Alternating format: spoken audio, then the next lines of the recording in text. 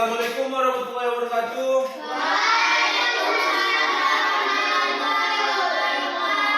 Selamat pagi.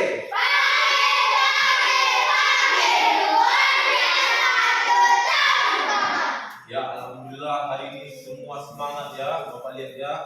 Alhamdulillah hari ini kita berjumpa lagi di pagi yang cerah ini di sekolah yang kita cintai ini dengan keadaan sehat walafiat.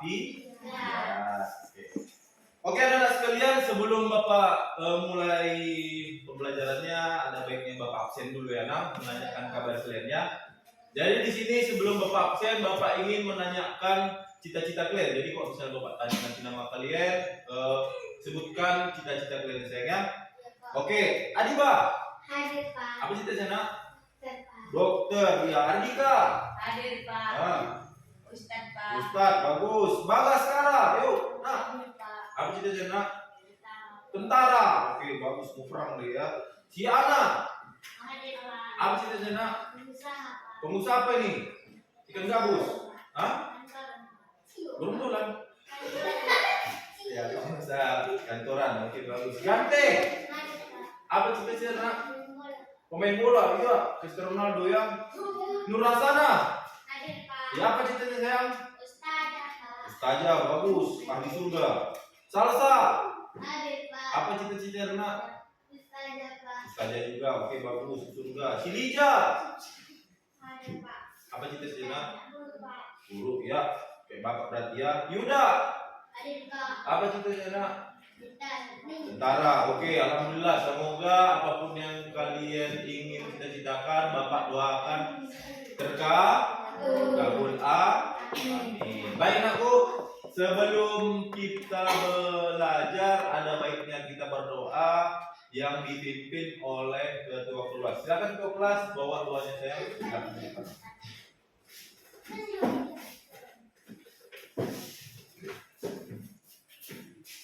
Ya, silakan. Teman-teman, sebelum kita belajar, mari kita berdoa. Berdoa dimulai.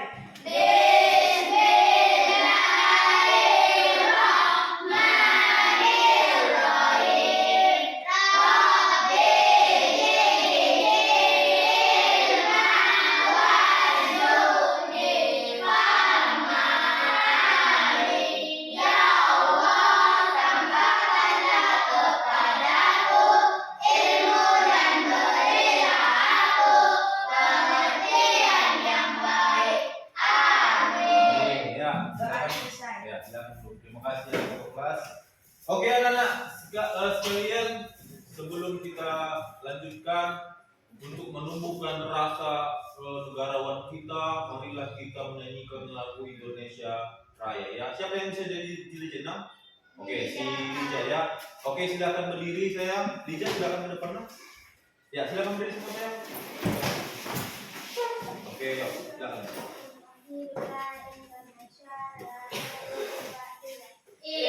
Indonesia tanah airku, tanah tumpah darahku. Di sanalah aku berdiri, jadi hantu ibu.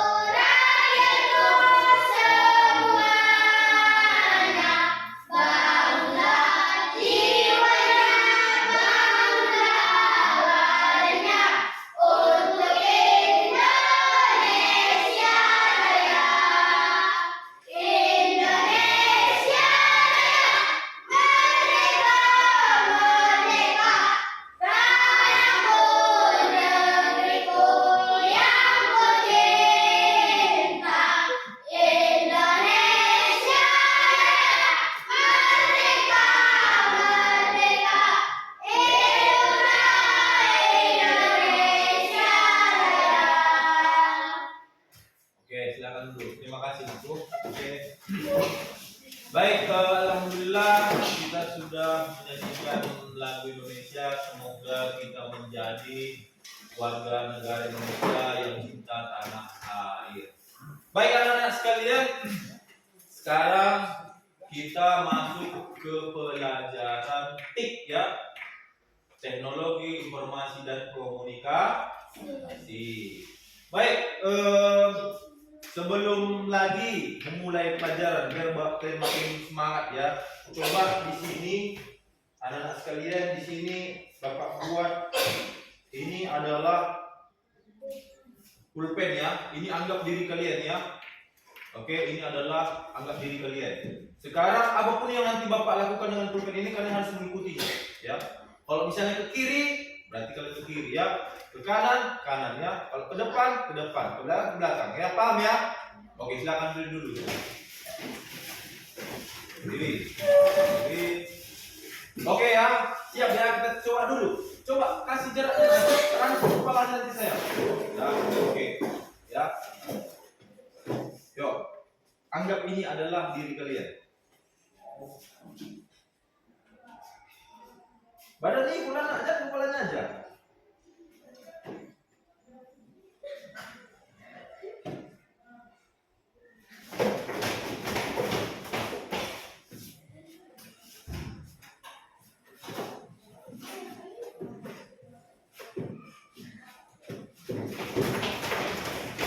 Oke, bagus. Tepuk tangan semua. Ya, tadi kalian itu biar lebih semangat ya, biar nggak kaku. Oke, udah ada semangat semua kan nak? Jangan ada menguap ya. Ya Pak. Oke, baik. Sekarang kita masuk ke pelajaran berpikir komputasional ya. Coba anak-anak sekalian, tahu nggak, pernah nggak dengar kata-kata komputasional? Apa? Coba, ada yang bisa jawab? Masih bingung ya, mungkin karena mungkin baru ya, mungkin baru maklumi lah ya. Sebenarnya komputasional itu berasal dari kata komputer ya. Jadi kita ini berpikir secara komputer ya. Sebenarnya apa tujuan komputer itu diciptakan? Tujuan komputer itu diciptakan untuk memudahkan pekerjaan manusia ya. Sebelum dulu komputer tidak dicipta ada namanya mesin ketik. Tahu pernah nggak lihat mesin ketik? Belum sempat lihat ya. Bapak dulu waktu Bapak masih kecil kayak kalian, kalau misalnya mengurus surat lurah ke kantor desa, itu pakai mesin ketik itu. Jadi mengurus surat pindah misalnya kan. Bapak itu diketikkan pakai mesin ketik. Tapi kalau sekarang berbeda nak. Sekarang pakai komputer lebih canggih. Kenapa pakai komputer? Karena dia sangat memudahkan kita dalam membantu pengerjaan tugas belajar, informasi, membuat undangan, membuat buku pernikahan, banyak lain yang bisa dilakukan dengan komputer. Jadi inilah dasarnya mengapa kita dituntut untuk berpikir komputasional. Artinya apa? Dengan kita berpikir komputasional, kita dapat dipermudahkan untuk melakukan pekerjaan kita sehari-hari. Ya, kita bisa melakukan pekerjaan dengan sistematis, dengan struktur, dengan lebih mudah. Ya, itulah berpikir komputasional. Oke, sekarang selanjut. Ya, jadi tujuan pembelajaran kali ini ialah anak-anak sekalian mampu menjelaskan secara sederhana apa itu berpikir komputasional. Ya, yang kedua, anak-anak sekalian mampu menyebutkan 4 langkah berpikir komputasional yang akan nanti kita bahas. Ya, inilah tujuan kita belajar hari ini. Ya, jadi kalian mungkin lebih paham nanti. Yang awalnya kalian bingung, nanti Bapak usahakan kayak mana kalian mengerti agar kalian paham untuk berpikir komputasional ini. Oke, kita masuk sekarang pembelajarannya. Ya. Apa itu berpikir komputasi ya? Ya, ini tadi yang sempat Bapak jelaskan tadi. Berpikir komputasi adalah cara berpikir logis dan sistematis untuk menyelesaikan masalah seperti ilmu komputer, tetapi bisa diterapkan di semua bidang kehidupan. Itulah dia itu. Jadi kalian misalnya kalian menggunakan berpikir komputasi ini bukan hanya untuk pada saat pelajaran TIK aja, pelajaran komputer, tetapi kalian bisa menerapkannya di matematika, di misalnya pekerjaan kalian sehari-hari, misalnya di ladang, misalnya kalian mau masak, ini bisa diterapkan semua di berbagai bidang bisa diterapkan ya sayang ya. Oke, coba kita lanjutkan. Nah, mengapa perlu berpikir komputasi? Nah, ini perlu kita kaji. Kenapa sebenarnya Pak kita pelajari berpikir komputasi? Ya, yang pertama ini kita mampu menyelesaikan masalah secara sistematis. Artinya sistematis itu berurut dia ya, berurut dari 1, 2, 3 sampai 10. Itu artinya sistematis ya. Yang kedua, menemukan langkah terbaik untuk mencapai tujuan. Jadi kita misalnya kita bisa ada jalannya. Misalnya kayak matematika kan, 23 kali 23 itu kan nggak mungkin langsung kita buat tahu jawabannya kan. Otomatis kita buat dulu jalannya kan. Ini kali ini kali ini baru kita dapat hasilnya. Nggak mungkin kan langsung tahu kan, kecuali kalau misalnya tadi 10 tambah 10 mungkin kalian bisa tahu hasilnya.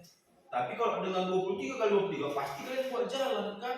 Itulah artinya menemukan langkah terbaik untuk mencapai tujuan ya. Terus 3, melatih otak jadi kreatif dan cerdas. Nah, ini paling penting. Kenapa? Karena kalau misalnya kalian mempelajari berpikir komputasi ini, otak kalian pasti nanti akan cerdas ya. Cerdas dan kreatif ya. Mungkin kalian berpikirnya saat ini mungkin bisa aja pikiran kalian cuma satu arah, tapi setelah mempelajari berpikir komputasi ini bisa nanti 4 arah gitu ya. Itu artinya dia bisa lebih kreatif dia, banyak variasi yang bisa kalian ciptakan. Oke anak-anak sekalian, kita lanjutkan. Nah inilah yang kita mau pelajari yang paling penting.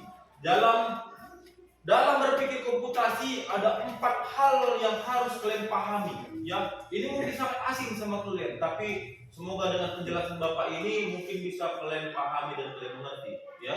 Jadi ada 4 yang paling penting harus kalian pahami. Yang pertama adalah dekomposisi ya. Yang kedua adalah mengenali pola.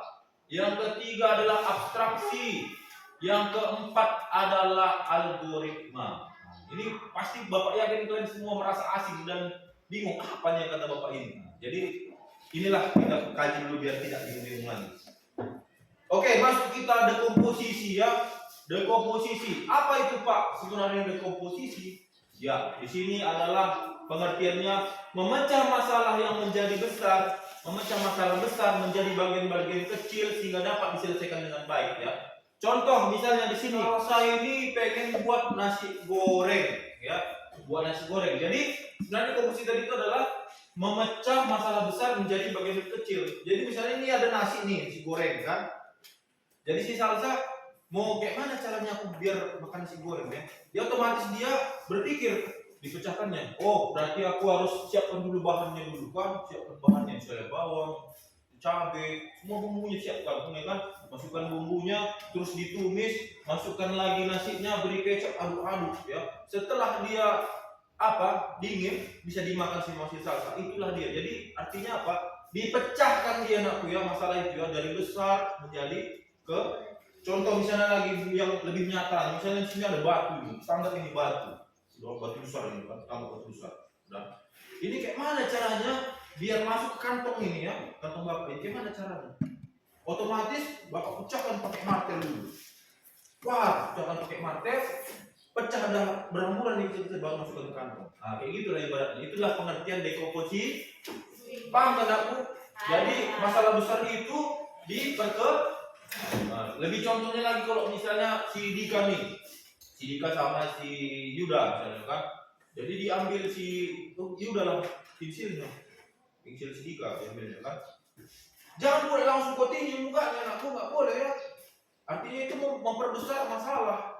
Jadi artinya langsung ditanya aja, Yuda kenapa kau ambil pensilku? Kalau misalnya kau ambil pensilmu kau marah enggak? Balikan ya.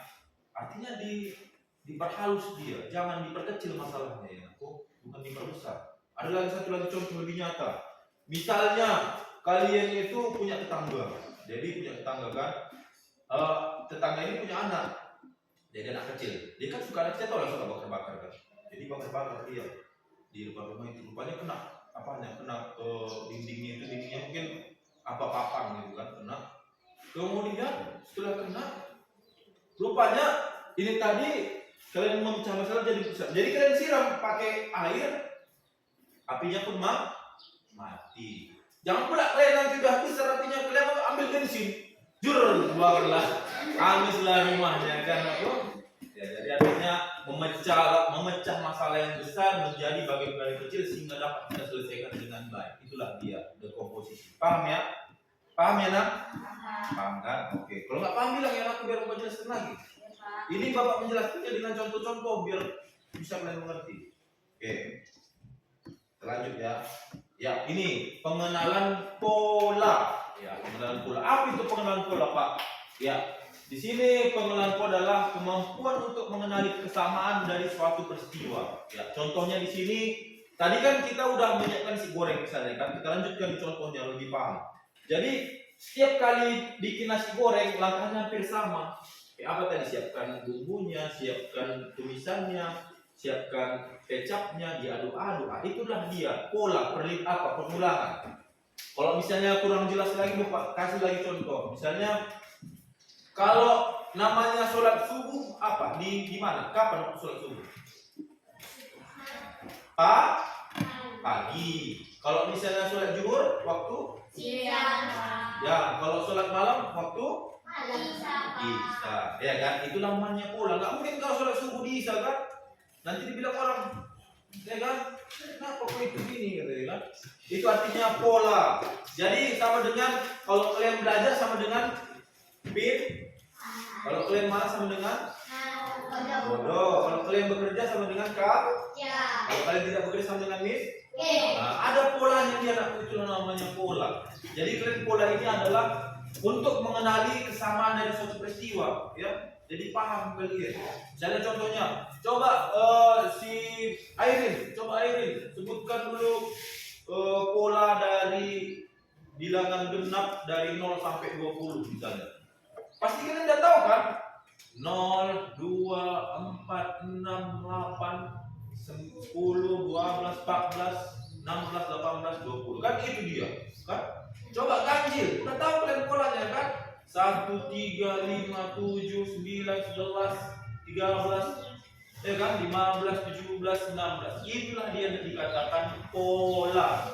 Artinya mengenali kesamaan dalam suatu peristiwa, ya. Paham sampai sini aku? Paham ya? Yang tadi dekomposisi, yang kedua pengenalan pola. Oke, yang masih kita yang ketiga ya. Abstraksi. Nah, ini abstraksi. Ini paling simpel ini, paling gampang. Memang kalau kita lihat dari judul kalimatnya ini agak susah. Abstraksi apa sih? Tapi kalau kalian tahu ini paling gampang. Kenapa Bapak bilang gampang? Apa itu? Kemampuan untuk memilih hal yang penting saja dan mengabaikan detail yang tidak penting agar masalah lebih mudah diselesaikan. Misalnya, kalau tadi kita masak nasi goreng, kita tadi masak nasi goreng, coba kita hanya cukup tahu kita nasi, minyak, kecap, ya udah dia makan. Nggak perlu nanti warna kecapnya warna merah enggak ya? Warna wajannya nanti warna pink enggak ya? Enggak gitu, dia nggak penting rasa dia. Dia hanya fokus pada apa yang penting aja. Contoh misalnya, kalian mau ke sekolah. Yaudah apa yang paling penting kalian rasa ke sekolah? Coba. Bawa seragam, bawa perlengkapan. Udah cukup.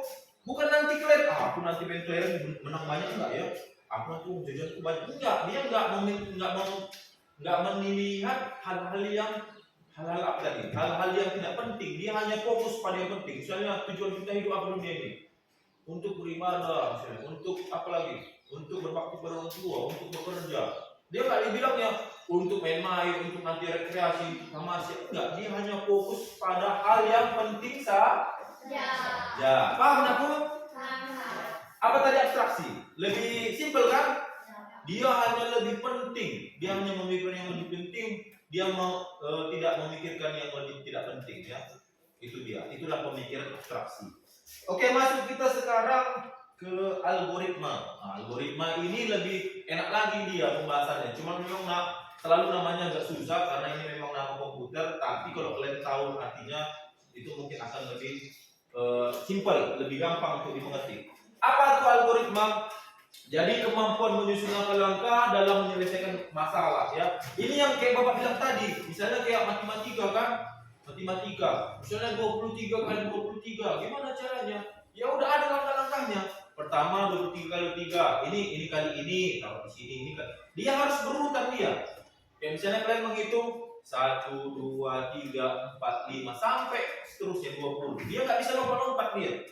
Dia nggak bisa kita bilang 2, 10, 14, nggak bisa dia. Dia harus berurutan. Misalnya kalau kalian misalnya ke sekolah, apa yang kalian lakukan pertama? Yang pertama kalian ke sekolah apa? Kalian bangun tidur, gosok gigi, ya kan? Mandi, sarapan, pakai seragam, minta uang jajan, ya kan? Berangkat, cium tangan orang tua, berangkat. Itu dia ada langkah-langkahnya dia. Jadi dia hidup ini bisa teratur gitu. Kalau misalnya kalian mau buat nasi goreng juga, Pak, nih, panaskan minyaknya dulu. Jangan pula nanti kalian pula ambil nasinya belum panas minyak kalian aduk-aduk. Blunder namanya kan. Makanya dia bertahap dia, panaskan minyaknya dulu, tumis bumbunya, masukkan nasinya, ya kan? Tambahkan kecap dan garamnya, taruh micinnya kalau pakai micin kalian, kemudian sajikan. Itulah dia pengertian dari algoritma. Sampai sini aku Anda paham nggak kira-kira Bapak jelaskan? Paham ya kan? Meskipun mungkin kalimatnya agak susah, tapi setidaknya yang Bapak jelaskan, coba benar-benar paham nggak? Jujur dulu. Paham nggak? Paham kan? Alhamdulillah kalau paham ya. Aku kalau misalnya nggak paham, kalian tanya aja ya, Bapak siap untuk ditanya.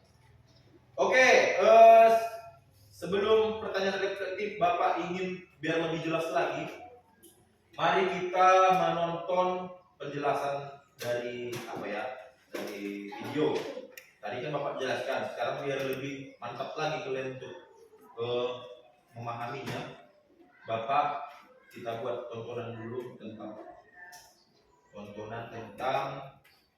berpikir komputasional. Oke. Semoga suaranya bisa jelas. Oke ya?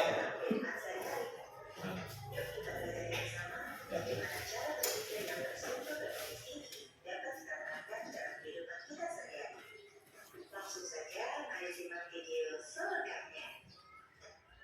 Dalam kehidupan sehari-hari, kita sering dihadapkan pada berbagai masalah seperti kehabisan pulsa, batu kesiangan, sulit mengatur uang jajan, atau kebingungan menentukan langkah awal saat belajar.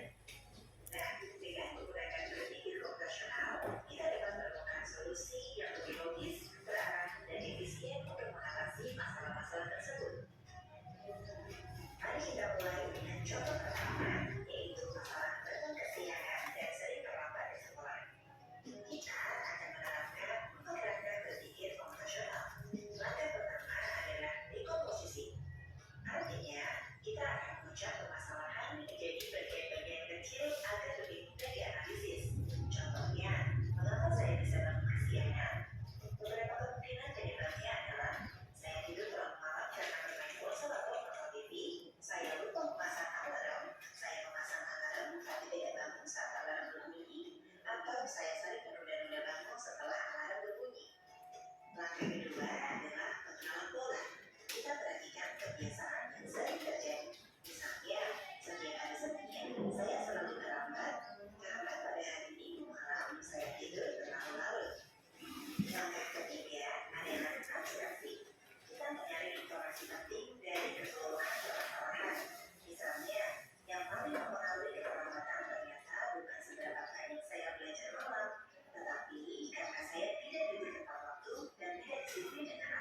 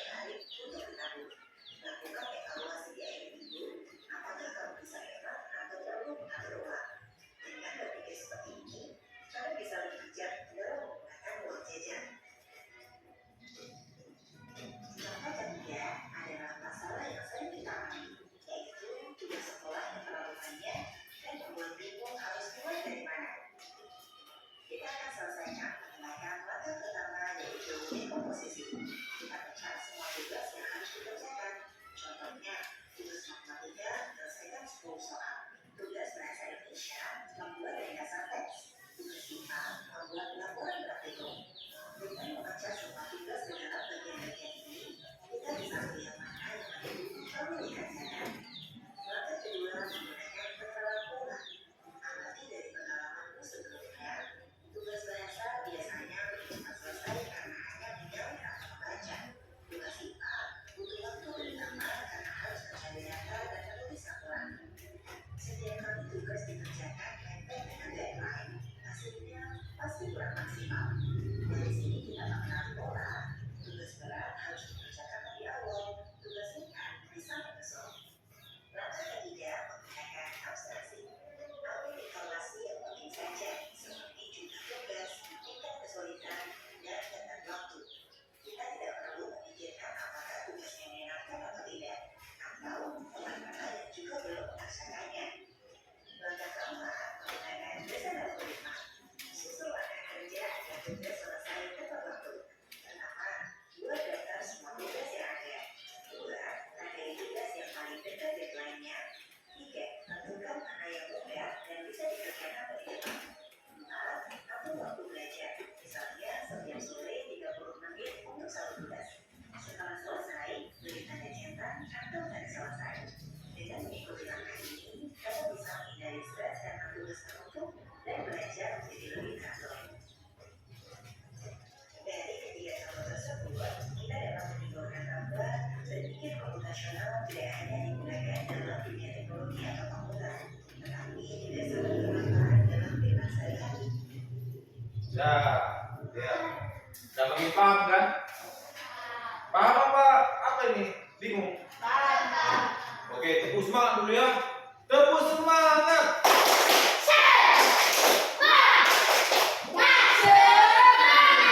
Oke, sekarang tepuk danding dulu ya. Tepuk danding dong.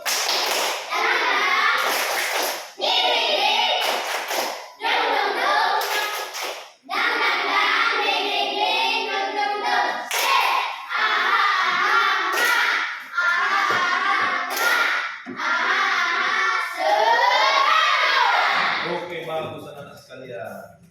Oke, sekarang sampai di sini Bapak tanya lagi, apakah sudah paham?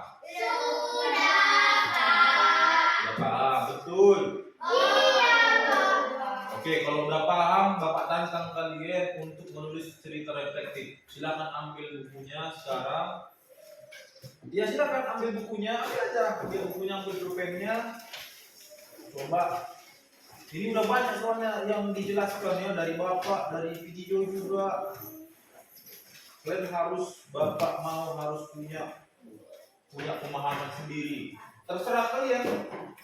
Terserah mau buku, pokoknya buku tulis lah, buku tulis atau terserah. Yang penting kalian menuliskan apa yang kalian dapat dari materi yang Bapak sampaikan dan dari video yang kalian amati. Ya. Betul sih. Dah? Ya, silakan. Dah? Ini dia anakku ya. Ini dia adalah pertanyaannya ya.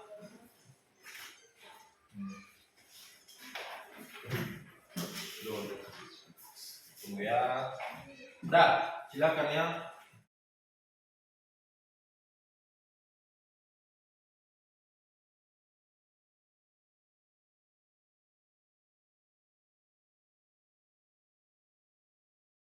Siapa lagi tulis soalnya langsung jawab.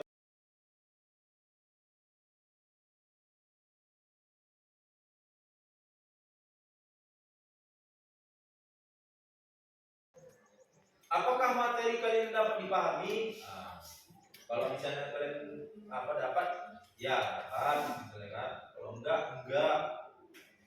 Jelaskanlah kenapa kalian dapat pahami. Jelaskan kenapa nggak dapat pahami. Ya. Jelaskan aja alasannya simpel, ya.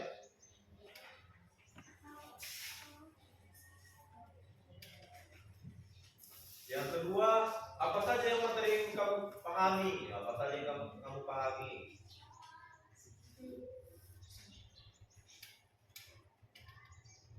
Sebenarnya ini pertanyaan reflektif ini adalah pertanyaan yang menyimpulkan ya.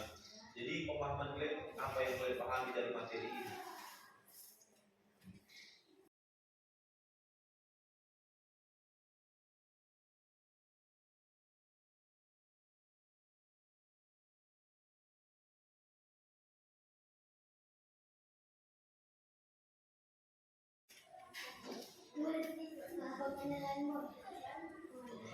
Terserah.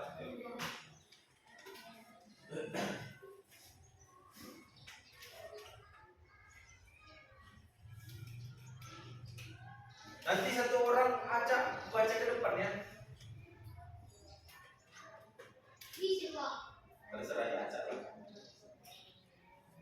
Tapi itu saja.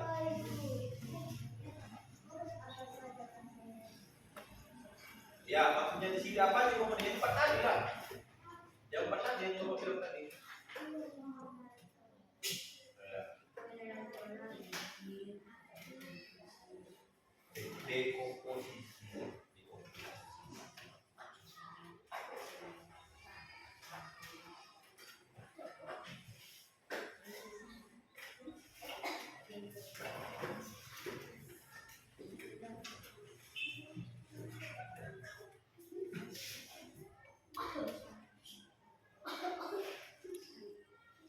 Oke, nah sekalian cukup demikian menulisnya. Coba sekarang Bapak ingin kalian yang bersedia lah, siapa kita yang bersedia untuk membacakan pertanyaan reflektif ya. Oke, siapa kira-kira yang bersedia? Saya Pak. Oke, bagus. Si Salsa silahkan depan aku. Bagus sekali ya. Ya, langsung aja nak. Ya, oke. 1. Apakah materi kali ini dapat dipahami? Ya, karena penjelasannya jelas. Ya, jelas jadi penjelasan Bapak. Ini jelas ya? Ya. Ya, alhamdulillah ya rabbil alamin. Yuk lanjut nak. 2. Apa saja materi yang dapat kamu pahami? Semua materi dapat dipahami dari awal sampai akhir, Pak. Oke, bagus. Ya, lanjut nak. 3. Apa itu berpikir komputasi dan apa saja 4 komponennya? Berpikir secara sistematis agar memudahkan kita dalam menyelesaikan masalah ada 4 komponennya. Ya. 1. Dekomposis, artinya memecahkan masalah besar menjadi bagian kecil. Ya. 2. Pengenalan pola, mengenali persamaan dari suatu peristiwa. 3. Abstraksi, memilih yang penting saja, mengabaikan yang tidak penting. Oke. 4. Algoritma, menyusun langkah-langkah dalam menyelesaikan masalah. Oke, bagus. Terima kasih, tepuk tangan untuk kita. Ya, alhamdulillah ya. Bapak senang melihatnya ya, udah paham tuh apa yang Bapak jelaskan. Oke, aku sekali lagi sebelum Bapak tutup, ada pertanyaan? Tidak. Oke, baik. Kalau gitu kita masuk ke terakhir, yaitu adalah kesimpulan. Jadi kesimpulan pelajaran kita hari ini adalah berpikir komputasi ini penting karena membuat masalah menjadi lebih mudah dipahami ya, solusi lebih cepat ditemukan serta dapat digunakan dalam kehidupan sehari-hari maupun saat menggunakan komputer ya. Jadi intinya memang di sini belajarnya hanya untuk membuat kalian itu lebih berpikir lebih gampang ya, lebih mudah ya. Jadi inilah biar pemikiran kalian itu bertumbuh. Oke? Apa tujuannya? Untuk memudahkan kita dalam menyelesaikan masalah. Itu adalah kesimpulan terakhirnya. Oke, demikian anak-anak sekalian. Tidak ada pertanyaan. Jadi Bapak akhiri. Wabillahi taufiq wal hidayah. Assalamualaikum warahmatullahi wabarakatuh.